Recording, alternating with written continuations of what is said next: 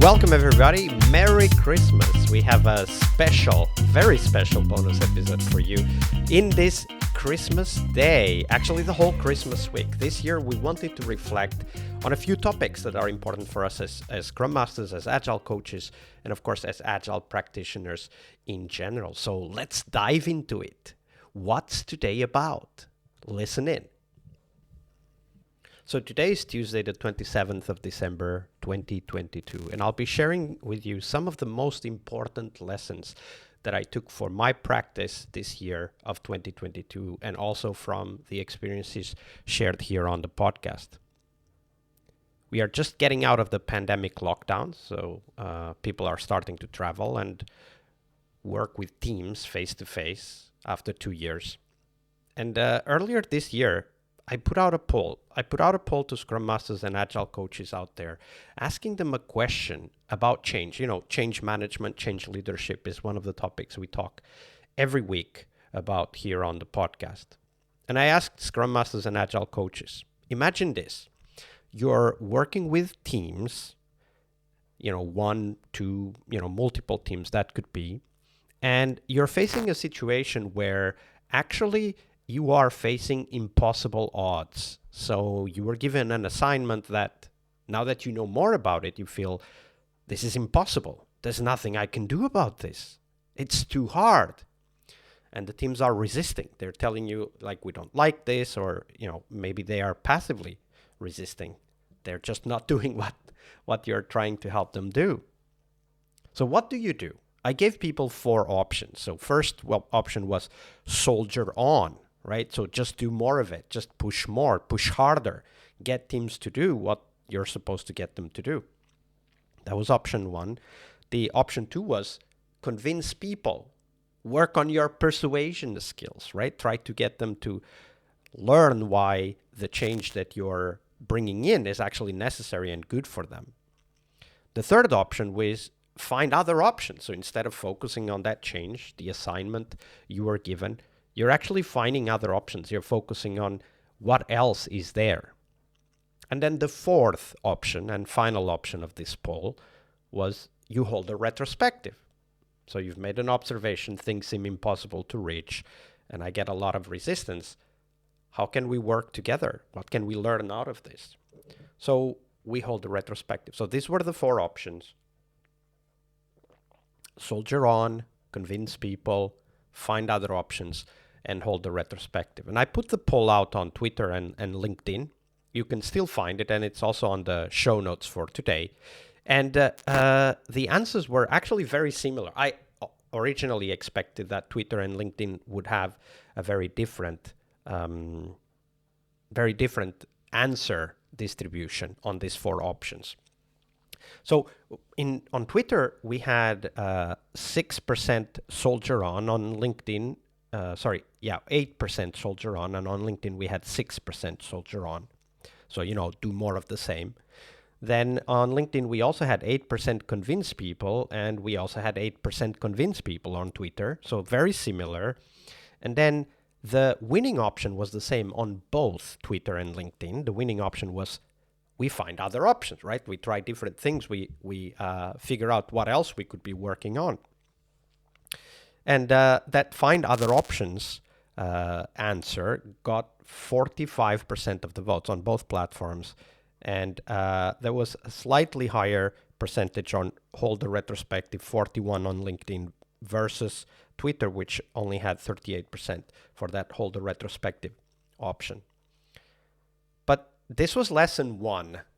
It came closer to the end of the year.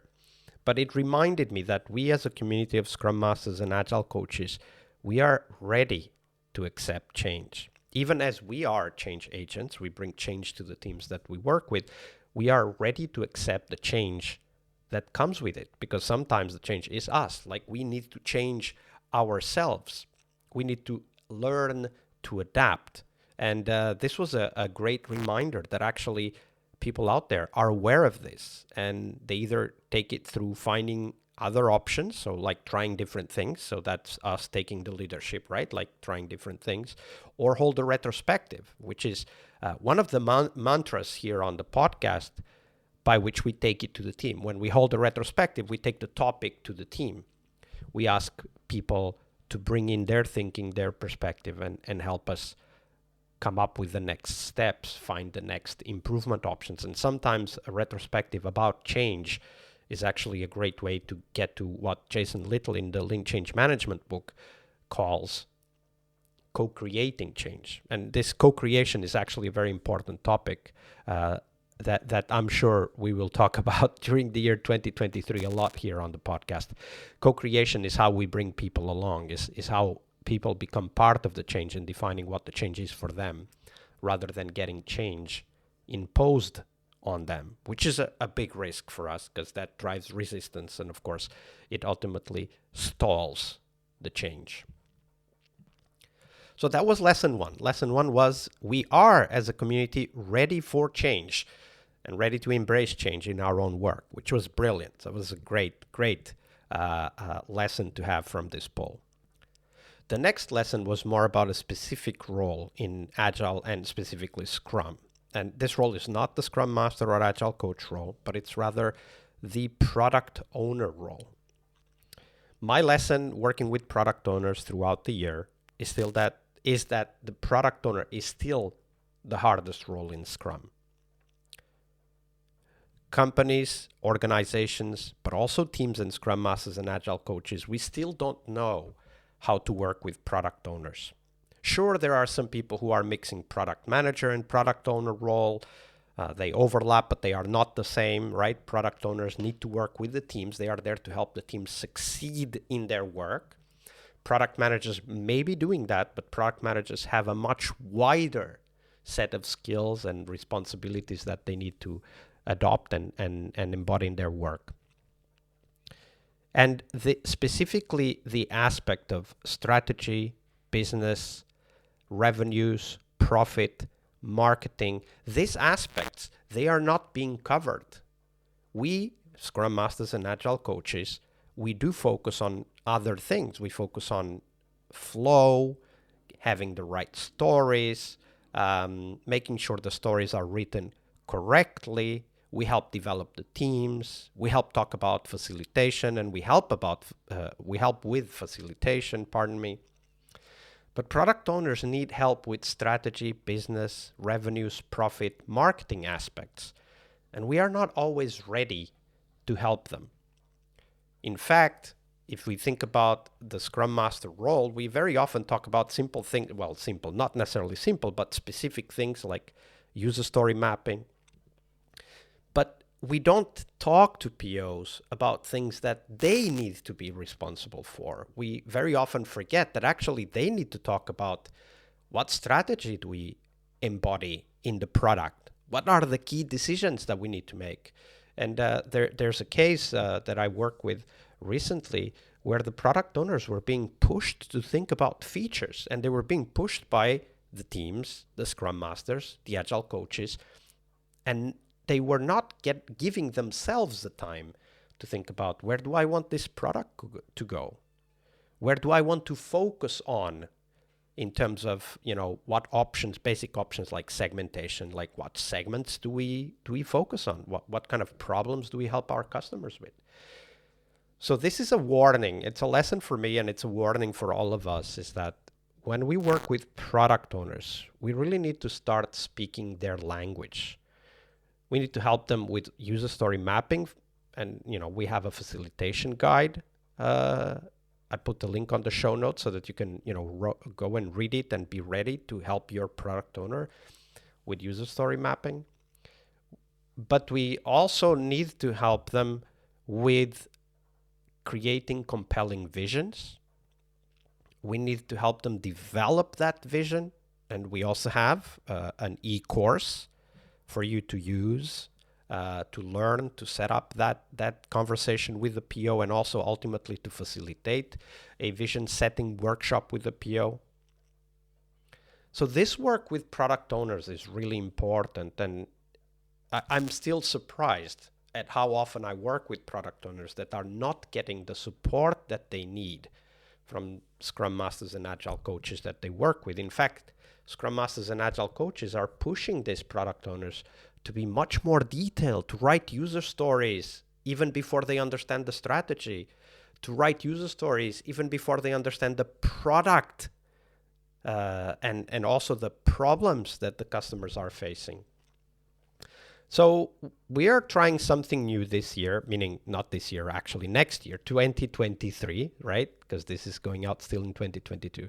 We are trying something new. We want to get a team of volunteers together to help create the Product Owner Summit. And the Product Owner Summit, it's going to be about bringing together Scrum Masters, Agile coaches, team members, and product owners, and focusing really on the product owner role. We're going to call this the Product Owner Summit. We're going to organize it very much in the same style that we organize the Scrum Master Summit every year. And we're going to focus on helping product owners in their domain. So the goal here is not to help product owners be better for the team, and I'm sure we're going to talk also about that, but the goal is really to help product owners with the product owner role, which I think is still the hardest role in Scrum, the product owner role. Very often I refer to the product owner as being kind of a superhero role, right? Like you have to do all of these things. You have to talk with all of these people. You have to have all of these skills, facilitation, conflict resolution, negotiation, envisioning, talking to the team about the details that they need help with. Like there's such a big range in the product owner role. We really need to help product owners with that role. So we're looking for a team of volunteers to help us organize the Product Owner Summit. You can contact us at vasco@oikosofi.com. I'll put the link, the email on the show notes so that you can easily check it out and email us. We want to hear from you. Do you want to be a volunteer in organizing this Product Owner Summit? And also, what do you think we should cover? What are the topics in your mind that you think Scrum Masters, Agile coaches, even team members should help product owners with? That was lesson 2. Now we're getting close to the end. There were a lot more lessons during 2022. I mean, I could go on about Agile for project managers. Something interesting, a trend that is really picking up, which I've been part of, is Agile for marketing. So taking this experimentation and quick iteration mindset to the marketing side, using ideas from Lean Startup as well. Another big trend where I got many lessons during this year was Agile for organizations. So how to help organizations become more agile. So it's not just the teams, it's not just the products, it's the organization as a whole. We of course, there's a lot of books out there, a lot of systems. There's even new frameworks coming up like Jürgen Appelo's Unfix. I've learned a lot about holacracy, also the work Frederic Laloux with the whole idea of creating teal organizations.